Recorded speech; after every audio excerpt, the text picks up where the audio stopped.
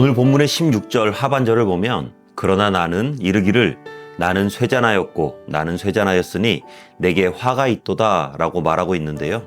이건 앞선 14절부터 16절의 말씀과 분위기가 완전히 달라지는 겁니다. 여기에서 나는 이사야죠. 쇠잔하여졌다는 이 표현은 몸이 바짝 말라서 살이 거의 없이 파리하게 되었다는 말로 이사야 자신의 몸이 아니라 마음이, 심령이 큰 고통 속에 있음을 묘사하는 것입니다. 그러면 이사야는 왜 이렇게 큰 고통 속에 빠져 있는 걸까요?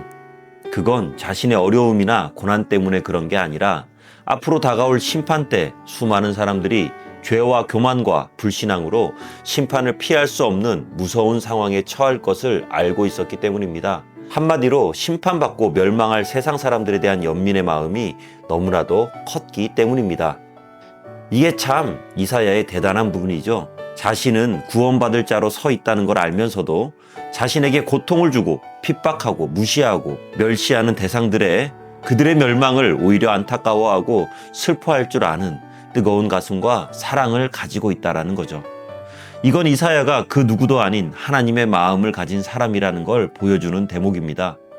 하나님은 비록 세상을 멸하시기로 작정하셨고 또 그 작정대로 하실 것이지만 죄를 멸하시는 것이지 사람을 멸하시는 건 아니거든요. 그래서 할 수만 있다면 모든 사람이 구원에 이르기를 원하시는 것입니다. 이사야 선지자는 바로 이런 하나님의 마음을 가지고 세상에 임할 하나님의 심판을 선포하고 바라보면서도 하나님의 심판으로 멸망할 사람들 때문에 너무도 고통스러웠던 거예요. 누가복음 19장을 보면 예수님께서 우시는 장면이 나오는데요. 먼저는 예루살렘의 타락, 죄 때문에 우셨죠. 하나님의 영광이 드리워졌던 성전이 강도의 소굴로 더럽혀질 정도로 죄에 익숙해져 버린 이스라엘 백성들을 향한 안타까움이었습니다. 다음으로는 메시아이신 자신을 몰라보고 축복을 걷어차버리는 무지함에 대한 슬픔이었고요. 마지막으로는 예루살렘 성에 닥칠 환난과 비극 때문에 우셨습니다. 실제로 로마 군대에 의해서 수백만 명의 이스라엘 백성들이 살육을 당했고 요세푸스에 의하면 예루살렘 성은 흔적도 없이 사라져서 그 위에 쟁기질을 하며 농사를 지을 정도였다고 해요.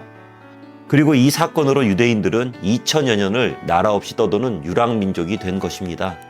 그리고 이런 눈물은 장차 자신들에게 닥칠 큰 비극을 모르고 살아가는 세상의 모든 불신자들을 향한 눈물이 되는 것이죠.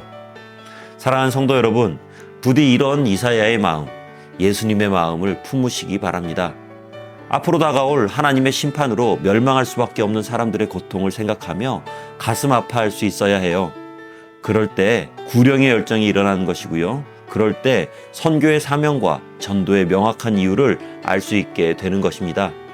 이 말씀을 대하면서 저는 거룩한 거울 앞에 서는 것 같습니다. 나는 구원받았다는 안도감을 가지고 살면서 영벌을 향해 나아가는 세상을 보며 손가락질만 하는 냉랭한 그리스도인은 아니었는지, 이사야가 품었던 그 아픔, 예수님이 예루살렘을 바라보며 흘렸던 그 눈물, 그것이 나에게도 있는가? 비극을 비극으로 알지 못하고 죽어가는 우리의 이웃, 낙심한 지체들, 그리고 열방의 영혼들을 바라보며 이제 우리가 울어야 합니다. 그 눈물이 있을 때 비로소 전도가 시작되고 그 아픔이 있을 때 선교의 문이 열립니다.